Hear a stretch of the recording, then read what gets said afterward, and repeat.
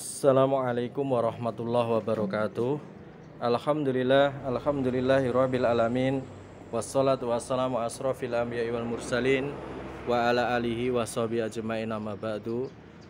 Puji syukur senantiasa kita panjatkan kehadirat Allah Subhanahu wa taala yang pada kesempatan pagi hari ini alhamdulillah kita masih diberikan kesehatan oleh Allah Subhanahu wa taala, sehingga pada kesempatan hari ini kita masih bisa dipertemukan oleh Allah untuk melaksanakan untuk pembelajaran jarak jauh kita pada kesempatan pagi hari ini.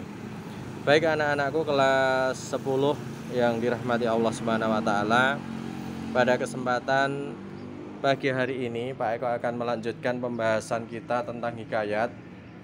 Kali ini kita akan membahas tentang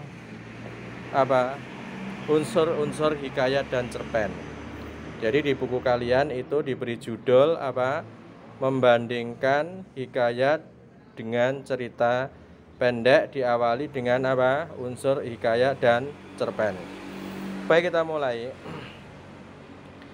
Kita telah mempelajari cerita pendek atau cerpen beserta unsur-unsurnya, ya, beserta unsur-unsurnya sewaktu SMP atau MTS dulu. Sesuai dengan namanya, bahwasanya cerpen adalah kisah pendek yang memiliki kesan tunggal yang menonjol dan terpusat pada satu tokoh atau situasi. Ukuran panjang atau pendeknya sebuah cerita memang relatif, namun pada umumnya cerpen merupakan cerita yang selesai dibaca sekitar 10 menit atau setengah jam. Jumlah katanya sekitar 500 sampai 5000 kata. Oleh karena itu, cerita pendek sering diungkapkan dengan cerita yang dapat dibaca dalam sekali duduk. Nah, jadi melalui materi kita pada pagi hari ini diawali dengan membicarakan tentang hal-hal yang mendasar yang ada di dalam sebuah cerpen. Di antaranya tadi dilihat dari memiliki kesan tunggal yang menonjol, terpusat pada satu tokoh atau situasi. Kemudian dilihat dari ukuran panjang dan pendeknya suatu cerpen, sampai jumlah kata maupun kalimat yang ada di dalamnya, sampai pada suatu istilah bahwasanya cerpen itu dapat dibaca dalam sekali duduk. Yang artinya cerpen dapat dibaca dalam sekali duduk itu artinya kita di dalam membaca sebuah cerita pendek itu tidak memerlukan waktu yang lama, sebentar saja selesai, seperti itu. Kemudian ada coretannya ini ya. Cerpen dan hikayat memiliki persamaan dalam hal unsur-unsurnya, yakni terdiri atas unsur intrinsik dan unsur ekstrinsik. Ya, jadi antara cerita pendek dan hikayat ini memiliki persamaan dalam hal unsur-unsur pembentuknya. Ada unsur intrinsik dan ada unsur ekstrinsiknya. Unsur intrinsik, unsur yang membangun dari dalam cerita itu ya, itu ada tema, penokohan, alur, latar, dan amanat. Sementara itu untuk unsur ekstrinsik, unsur ekstrinsik itu adalah unsur yang membangun dari luar sebuah cerita, itu mencakup keadaan budaya, sistem ekonomi, religi, dan politik. Namun demikian, unsur hikayat lebih kompleks dibandingkan dengan cerpen. Sebagai contoh, jumlah tokoh dalam hikayat tentunya lebih banyak dibandingkan dengan tokoh yang ada di dalam cerpen. Selain itu, latar dan alur di dalam sebuah hikayat lebih kompleks, tidak sesederhana cerpen. Jadi melalui paragraf yang kedua itu ya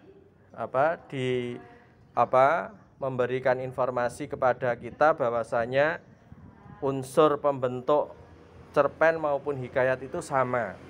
Ya, ada unsur intrinsik, yaitu unsur yang membangun dari dalam sebuah cerpen, dan ada unsur ekstrinsik, yaitu unsur yang membangun dari luar. Nah, dari kalau masalah Unsur intrinsik dan unsur ekstrinsiknya itu apa? Sama.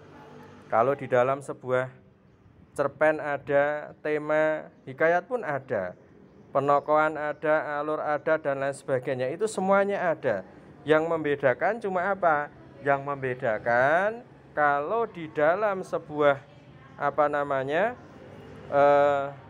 hikayat itu hampir semua unsur-unsur intrinsiknya itu apa? Bersifat kompleks, ya.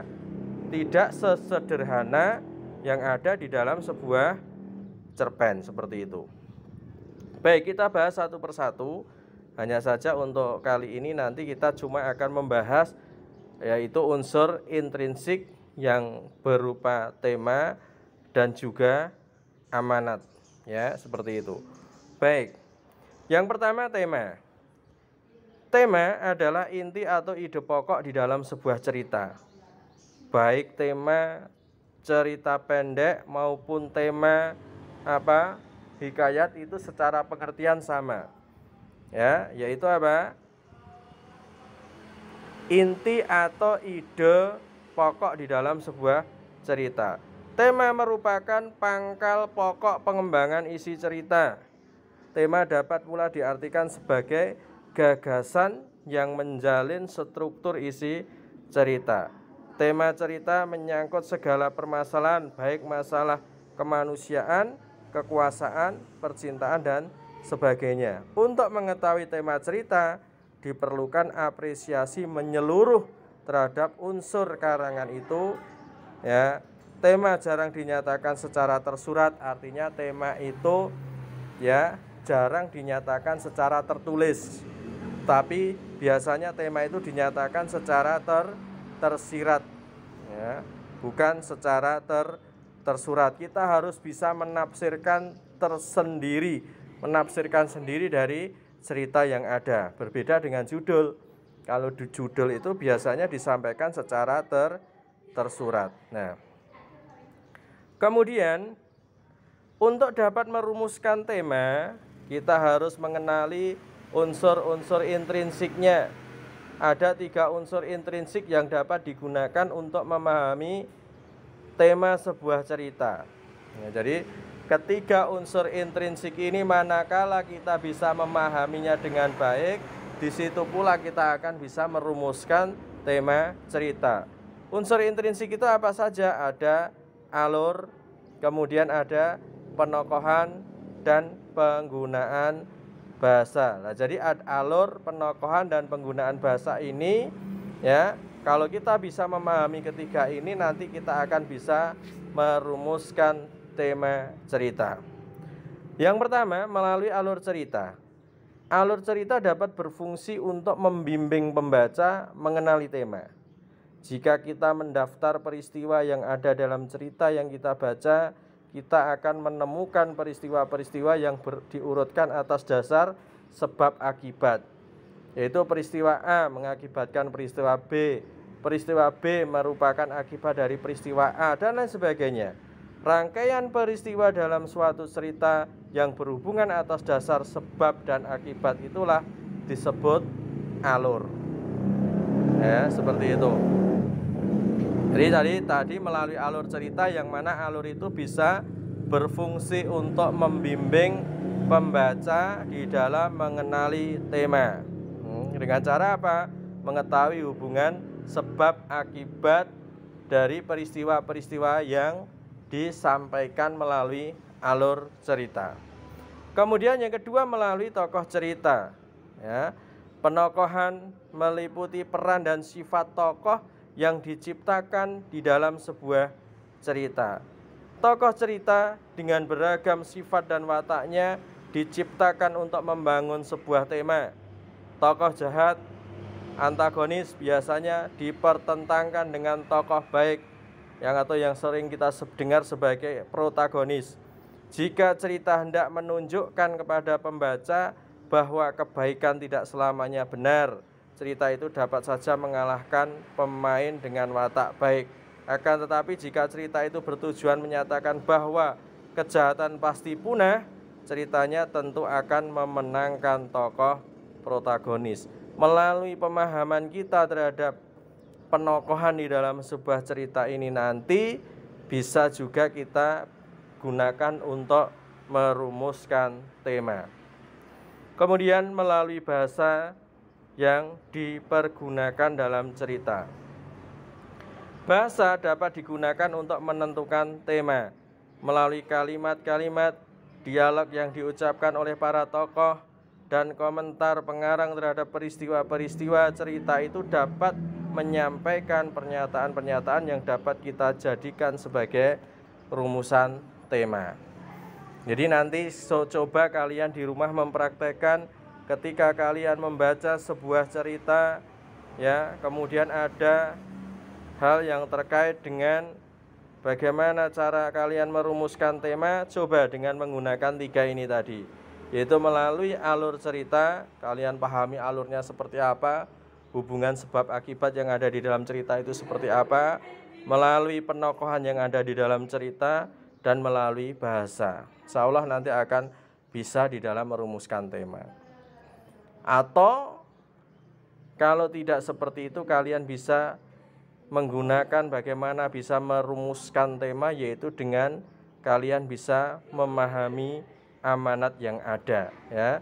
Unsur intrinsik yang kedua adalah amanat, merupakan ajaran moral atau pesan yang hendak disampaikan di dalam sebuah cerita. Amanat pada umumnya tidak disampaikan secara tersurat, sama halnya dengan tema tadi. Tema tidak disampaikan secara tersurat, akan tetapi disampaikan secara tersirat, ya. Begitupun juga dengan amanat juga tidak disampaikan secara tersurat, akan tetapi disampaikan secara tersirat. Oleh karena itu, untuk mengetahuinya tidak cukup dengan membaca 2 atau 3 paragraf, tetapi harus membaca hingga tuntas. Amanat sering dikaitkan dengan tema cerita. Apabila tema cerita itu berkaitan dengan perjuangan melawan kemungkaran, misalnya amanatnya tidak akan jauh dari pentingnya seseorang untuk melawan kemungkaran atau kejahatan. Demikian pula apabila temanya tentang pengkhianatan 2 orang sahabat, amanatnya adalah tentang perlunya bersikap jujur dalam bersahabat. Itulah anak-anakku yang insya Allah dirahmati Allah Subhanahu wa Ta'ala. Ya, sedikit Pak Eko menyampaikan tentang unsur-unsur yang ada di dalam sebuah hikayat, yang mana intinya unsur antara unsur hikayat dengan unsur cerpen itu hampir sama, hanya yang membedakan adalah kekompleksitasan. Unsur-unsur yang ada di dalam hikayat itu, kalau alur berarti lebih kompleks, kalau penokohan lebih kompleks, kalau itu latar lebih banyak sekali latarnya, tidak hanya berlatar tunggal, tidak hanya bertokoh tunggal dan lain sebagainya, tetapi itu kompleks, artinya banyak seperti itu.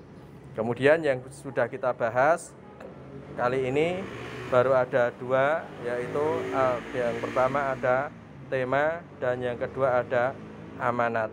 Itu yang bisa Pak Eko sampaikan, mudah-mudahan yang sedikit tadi bermanfaat. Sekian, assalamualaikum warahmatullahi wabarakatuh.